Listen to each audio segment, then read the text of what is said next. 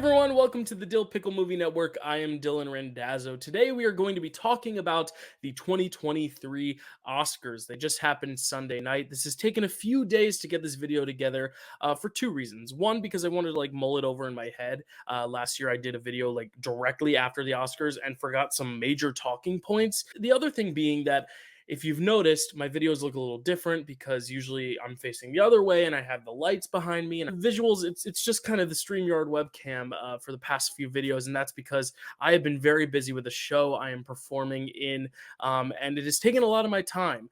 So starting next week when the show's open and I'm done rehearsing, the videos will kind of go back to normal. There will be more videos on the channel because that's my biggest thing too, is giving you guys a lot of good videos because you all deserve it, because you all have been such great viewers, listeners, subscribers, commenters. So there will be some videos coming out next week, and I just wanted to say what those videos were, just because why not just do a little shameless advertising at the top of the show, because the Oscars surely did a lot of advertising that seemed a little unwarranted, but we'll get there. We'll get there. I promise. I like the Oscars. I like the Oscars this year, but I do have qualms. But next week, because I do want to be doing more videos on the channel, and because the last few weeks I've been rehearsing for the show, the last few months I've been prepping for the Oscars, I haven't really had a chance to talk about some of the newer releases of 2023. So what I'm going to be doing is, for every day of the week next week, Monday, Tuesday, Wednesday, Thursday, Friday, I will be pretty much giving you a brand new video every single day of the week for a movie or a set of movies from 2023 that I haven't reviewed yet.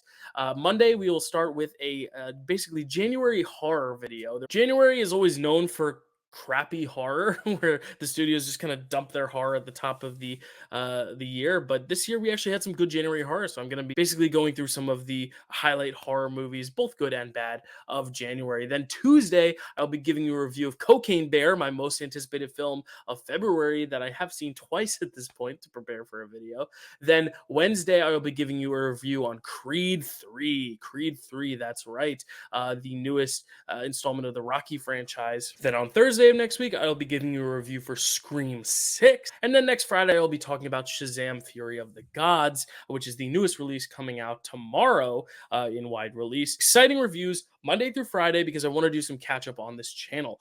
And I think, everyone's been asking, so I figured, you know what, I'm going to make up for lost time and do that. But now getting into the video you all came here to see, and that is the Oscars. I actually want to start with my predictions first because, the predictions I put a lot of stock into, and I did okay this year. I got 17, I believe, out of 23, so I got 6 wrong. On a given year is not terrible, but it's a little frustrating given now seeing who won and seeing some of the precursors and seeing what I paid attention to that I shouldn't have paid attention to. The biggest thing being the BAFTAs. I always put so much stock into the BAFTAs every single year, and this year I did. And usually what happens is SAG and BAFTA, they both happen toward the end of the year, but usually SAG happens and then BAFTA happens, and usually there's some crossover. If you win SAG and BAFTA, you're pretty much going to win an Oscar, but if you win one or the other, usually you like to lean toward the BAFTA because the BAFTA happens right before the Oscars, and it has predicted some of the biggest upsets in recent years, like Olivia Colman in The Favorite, or like Anthony Hopkins in The Father. Those were awards that people thought Glenn Close is going to win or Chadwick Boseman is going to win, but the BAFTA kind of changed the narrative. It's also a good place to look because the BAFTA is a giant group of people, just like the Oscars. Some of these other voting bodies, these guilds, are smaller groups of people, that the BAFTAs is the biggest voting body to compare the Oscars to side by side. But then you look at the SAG, and the SAG can start a really good momentum for someone. Someone can really pick up their momentum at the SAG. Coda famously picked up a lot of momentum at SAG. But usually, because SAG happens before BAFTA, BAFTA is usually the best place to look at to predict the Oscars. This year, SAG happened after the BAFTA, so I really should have taken SAG into consideration more because we saw all 4 of the BAFTA winners for acting lost. Barry Keoghan for supporting actor, Carrie Condon for supporting actress, Austin Butler for actor, and Cate Blanchett for actress all lost. The 4 SAG winners, Ke Huy Quan for supporting actor, Jamie Lee Curtis for supporting actress, Brendan Fraser for best actor, and Michelle Yeoh for best actress, all won at SAG. And those were some performances that hadn't won anywhere else. Famously, Jamie Lee Curtis really hadn't won many places except for some critics awards, but she won SAG, and that went on to get her an Academy Award. And I think it's because SAG is the freshest thing in people's minds when they go to vote for the Oscars. So in the future, I'm not saying now to abandon the BAFTA ship and go for the SAG ship, but I think when looking at predictions and paying attention to the future, we got to look at what happens last before voting, because if the SAG happens right before people go to vote, they're going to look at those speeches and say, oh, I want to see Brendan Fraser make another speech. I want to see Ke Huy Quan. Well, we knew Ke Huy Quan was going to win, but we want to see Jamie Lee Curtis or Michelle Yeoh make another speech.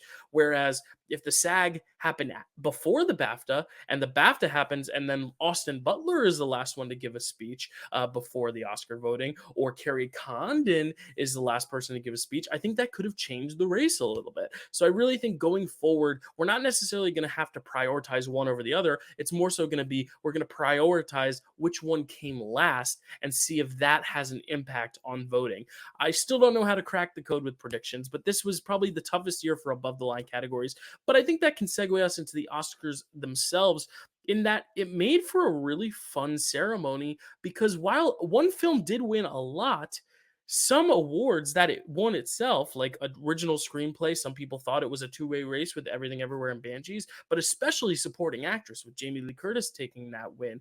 It was really fun to see so many predictions be wrong when there were these close races, because I think the most fun Oscars are the ones that surprise us, not necessarily the ones where we're sitting there like, yep, okay, of course, of course, of course. And I really like the unpredictability because it kept me leaning in, being like, oh, is something else going to take this award now? We especially saw it with some of the texts in the middle where, like, oh, Elvis lost 2 awards. Is Elvis not going to win any? And then your mind is turning saying, wait, is Brendan Fraser now going to win Best Actor because Elvis hasn't won anything? And then it turns out to be true. And while some people may say, oh, that was predictable, of course Brendan Fraser was going to win Actor, I didn't see it coming. I predicted Austin Butler. Maybe I'm just clueless, but I really do think there was an unpredictability about some of these categories. Yes, the ones that Everything Everywhere All at Once won, they won a lot, but I still think it was an unpredictable night because there was a case scenario where Everything Everywhere wasn't going to overperform. There's a case scenario where Jamie Lee Curtis doesn't win actress, supporting actress. Michelle Yeoh doesn't win actress. Maybe Top Gun surprises in editing. So I still think, despite a film dominating in the Oscars, I still think every category except for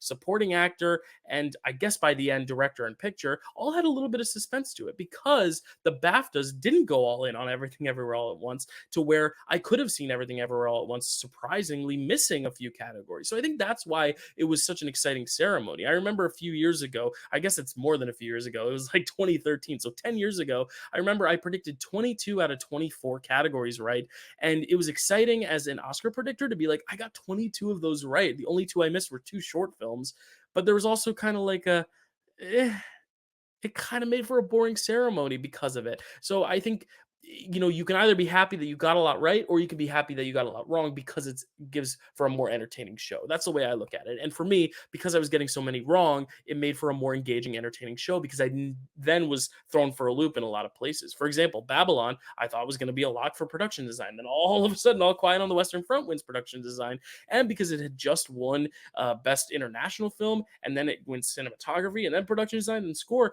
there was a moment where I was like, wait, is All Quiet going to win the whole thing? And then that didn't happen as soon as Women Talking won screenplay. But then again, that was another surprising moment. Going into the night, I was like, yeah, Women Talking is probably going to win. But when All Quiet wins back to back to back to back awards, and then adapted screenplays next, then what seemed like a lock with Women Talking becomes something more anticipated, more suspenseful, because All Quiet has been on a bit of a streak. And I think that's what's so exciting about this year's Oscars, is even the most predictable categories, because of what had happened before in the night, kind of became a little less predictable as they went along. And even though Everything Everywhere swept a lot of awards, it was still exciting to see them win and win and win, because they were making history by doing it. They had 3 actors win. 3 actors haven't won for a film since Network in the late 70s. You never see 3 actors win Oscars for the same movie nowadays. And we've never seen a film win that many above the line categories altogether. That's 3 acting prizes plus screenplay, director, and picture. The only other one was editing, and editing is probably the most prestigious of the techs. So it really had not only a huge day, but like a monumental day. And even the film that did sweep, I think because everyone who accepted the awards was so grateful and so gracious and so enthusiastic about their wins. Mom, I just won an Oscar. I think it made their sweep a lot more successful. It wasn't like you were watching a film sweep and being like, oh, this film again. It was exciting every time Everything Everywhere All at Once won. Even if you're not the biggest fan of the movie, even if it's not your number 1 film of the year, it's not my number 1 film of the year, but I was still excited to see everyone win, because it is an underdog film, and I know it was the favorite to win in so many categories. So, like, how is it an underdog? It's an underdog because films like this never win the awards that Everything Everywhere All at Once wins. It's the only sci-fi film to win Best Picture. I mean, some people say Shape of Water is sci-fi. I think of it more as fantasy. But this is the first sci-fi film to win Best Picture. Like, that's huge. That in itself is an underdog story, and the fact that it's a small studio, A24, it had a small budget, it's a mostly diverse cast, which doesn't really happen in the Oscars except for like Moonlight and Parasite. Usually we've seen mostly white casts win Best Picture. And you also have a film that came out in March winning. The only other films to come out earlier than that, Silence of the Lambs, and if you want to count Sundance, I guess Coda. Which brings me to another point, which is that films that come out in January, February, March can now win Best Picture. That's just so fun to see. And even if you're not the biggest fan of the film, it's still exciting from a film fan perspective to see just film evolving like that and more films being in conversation. You're not getting your traditional Oscar bait films year after year after year after year. I mean, we've had films from the guys who gave us Dumb and Dumber and Swiss Army Man win Best Picture in the span of 5 years. The same year we saw Nomadland win. Like, this is such a cool time to be a movie fan because now there's so much variety in everything that wins. So that is my thoughts on the Everything Everywhere All at Once sweep, all the winners and all that. For the Daniels, Jonathan, Jamie, Michelle. Now for some specific Oscar moments. I actually think the flow of the show was very good. It was overlong, as it always is, but it never felt like it was dragging too many bits. Jimmy Kimmel's monologue was simple. It was straightforward. I also want to say that I am happy to see that Nicole Kidman has finally been released from that abandoned AMC. But it was just a straightforward, really good comedy stand-up routine. And I kind of liked all the digs at the actors in films. I didn't think it was, crossing the line into offensive territory. Some of the jokes didn't land, of course, but that's with every comedy act. But I think most of them did. And I love the moment where he was saying, oh, you got to get through this person and this person and this person. And it zoomed in on each actor's face. I thought that was really fun. Me. You are going to have to beat the Mandalorian before you get to me. You are going to have to tangle with Spider-Man. You are going to have to... And, the elephant in the room, aside from The Elephant Whisperers, which won Best Documentary Short, congratulations. The Elephant Whisperers. The other elephant in the room being the Will Smith thing, I don't think they beat that to death. Bad choice of words, but I don't think they talked about it too much. And when they did address it, they kind of did it in a still serious way, but still being able to have a little bit of fun with the joke without being insensitive toward the subjects. Like, I think they really managed to teeter that very, very well. And honestly, they didn't talk about it as much as I thought they would. It became a part of that one segment, and then they alluded to it a little later. And Questlove brought it up, of course, because it happened during his category. But I really don't think they overindulged in it. They very well could have had Michael B. Jordan and Jonathan Majors up there just giving a whole thing about how they're playing boxers now. Like, they didn't do that, and I really like that. And I do like all the projections. I thought it was really cool to see all the nominees kind of displayed as they're talking about them, so everyone can kind of soak them in before they happen, especially because a lot of people, this is the only thing they watch of these prestige films, and this is what encourages them to go see those films. And that's the reason I like the Oscars, is because it encourages regular film fans to check out films they would have never seen, like Tar or The Banshees of Inisherin, films that I don't think many people would have seen. Even Everywhere All at Once, there's probably some people that didn't really know about it or didn't really hear about it outside of the younger demographic, and I think they're more willing to check it out now.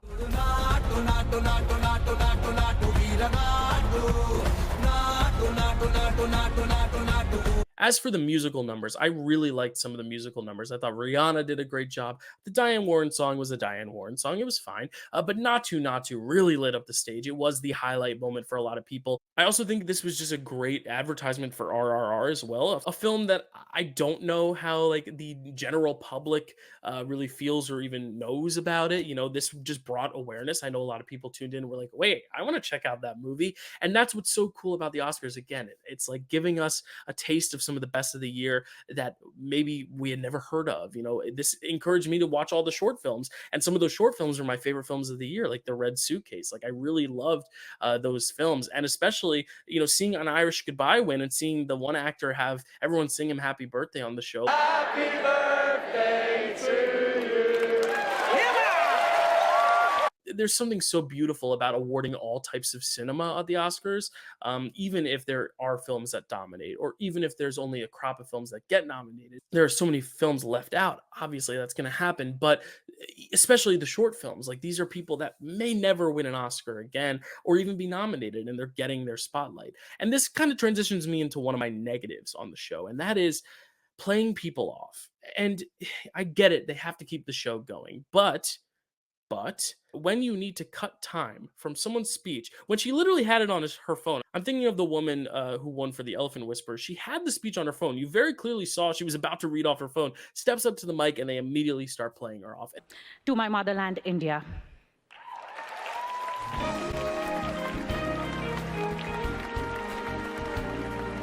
And it really sat in a bitter spot. It left a really bad taste in my mouth, because this is, like I said, a lot of people's only opportunity to speak about their films. It's probably the only time ever that The Elephant Whispers, this Netflix documentary, will get a spot on an ABC live broadcast that thousands of people are watching. It's really disheartening to see that this is her one moment in life, that all she needs is 30 seconds. I'm not saying you need to give her a full minute. Give her at least 30 seconds to say thank you. At least turn on the mic for her to say thank you so much. 4 words. Instead, they played her off. And then immediately after, we get this advertisement for The Little Mermaid. And I'm excited about The Little Mermaid, just as I'm sure a lot of you are. But again, when Disney's using their own network, ABC, to show a trailer for a movie that hasn't come out yet, when a movie that has come out and won an Oscar isn't getting its proper spotlight, it just doesn't sit well with me. And we also see the Warner Brothers montage as well. At least the Warner Brothers montage was celebrating like a bunch of movies, whereas the Little Mermaid one, it just didn't make sense. It's like, why this one trailer? Why doesn't every studio get to show a trailer at the Oscars? There used to be a rule where you couldn't even advertise any movies during the Oscars because you didn't want to show bias towards a studio. And if your actor was nominated for any awards, if that actor was in a commercial, they could not air that commercial during the Oscars. So Jamie Lee Curtis's yogurt commercial would not have flown if the Oscars had taken place 10 years ago.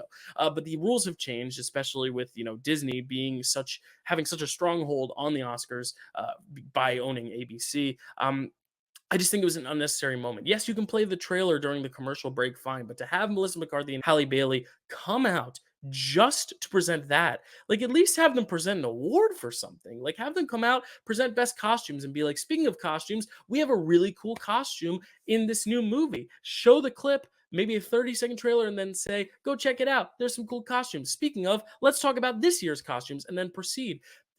It just didn't make sense to me. But that was really one of the only things I didn't like about the Oscars. Otherwise, I think it was a pretty straightforward, pretty solid night. And I think by being unmemorable, it was memorable, if that makes sense. Like, I think the last few Oscars have been remembered for the wrong reasons, because they screwed up the name of the Best Picture winner, La La Land, Moonlight, because they screwed up putting Best Actor last instead of Best Picture last, because they thought Chadwick Boseman was going to win, and then Anthony Hopkins won, and he wasn't even there. Last year, The Slap. I feel like a lot of those Oscars are going to be remembered, but for the wrong reasons. This Oscars may not be remembered as much, aside from the fact that Everything Everywhere had a great day and won a lot of awards. I don't think there's like a bit of the show that's going to stick out. No one's going to really think about the Cocaine Bear bit a year later, but I'd rather have an Oscar ceremony that is a bit more forgettable in its moments and more memorable in its winners than vice versa, where we don't really remember a lot of what won, but we remember the slap, or we remember the mix-up, or we remember this or that. And I think that is why this Oscars is a success, and why ABC should continue going down this route. Now, how would I fix it? No advertisements during the show. And if you're going to have an advertisement, make it smaller and have the actual people presenting the advertisement present an award as well. And let people talk. Just let people talk, even if it's 30 seconds more. If you see someone going up to the mic to talk, don't start playing the music. There's no need. No need at all. But those are my thoughts on the Oscars. A lot of really good stuff, a lot of good looks. I felt bad for the guy who was sitting behind that one woman with the big headpiece. It was a cool headpiece, but nonetheless, I would not have liked to sit in that seat. It really was a solid Oscars ceremony. Would I have liked to see movies like The Fabelmans and Tar and The Banshees of Inisherin win an Oscar? Yes, I would have. It's weird to think of them as 0 Oscar award winning films. But in a year where Everything Everywhere All at Once just struck such a chord with such a large amount of people for a film as different as it is, I can't necessarily be mad at that because, again, like I said, it shows that there's progression in the types of movies that are being awarded. Steven Spielberg doesn't need another Oscar to feel fulfilled in telling the bravest story of his career. Tom Cruise didn't need to stand on that stage, even though he wasn't there, but metaphorically, he didn't need to get that trophy for Top Gun Maverick for Best Picture to know that he made a damn good movie. He didn't, because he's got plenty. A lot of these people have so much, and I only really see the positives here. I'm not dwelling on the negatives. I wish there was a way to award everyone everything all at once. That was my thoughts on the Oscars. If you have thoughts on the Oscars, let me know down below. Did you win a lot of money? Did you bet on some of these big bets? I sure as hell made a lot of money on The Irish Goodbye winning Best Short because it wasn't favored on the betting apps. If you want to get in on the game even earlier this year, I'm going to be putting out in the next few weeks a video where I will be nominating or predicting the nominees for next year's Oscars, a way too early Oscar predictions video. And those videos are also fun because a year from now, we're going to be so wrong. At this point last year, I thought Bardo was going to win Best Picture. I thought Killers of the Flower Moon was going to come out. I thought a lot of things. I thought Empire of Light was going to be a sweeper in the text. Things happen. Empire Light got one nomination. A lot changes in a year, but I do have my ideas of what we could be seeing a year from now on that Oscar stage. So stay tuned in the next few weeks and I'll be bringing you that video. And if you want to hear me talk about these 10 films in depth, Everything Everywhere All at Once, Top Gun Maverick, The Fablemans, and so many more, I will be sitting down with Chadwick Webb this weekend to record a video for Picture This. For this month, we are doing the year of 2022, talking about those 10 nominees and giving our thoughts on the Oscars. I've just given mine, but I can't wait to hear what Chad thought of the overall ceremony and just hear what he has to say about these films. And then we will rank these films. We will give our own acting prizes, and then we will tease next month's year as well. It's always fun breaking down Best Picture nominees on Picture This. So check that out. That will also be out sometime next week. Otherwise, that's all I got today. Thank you so much for watching. I'll see you next time.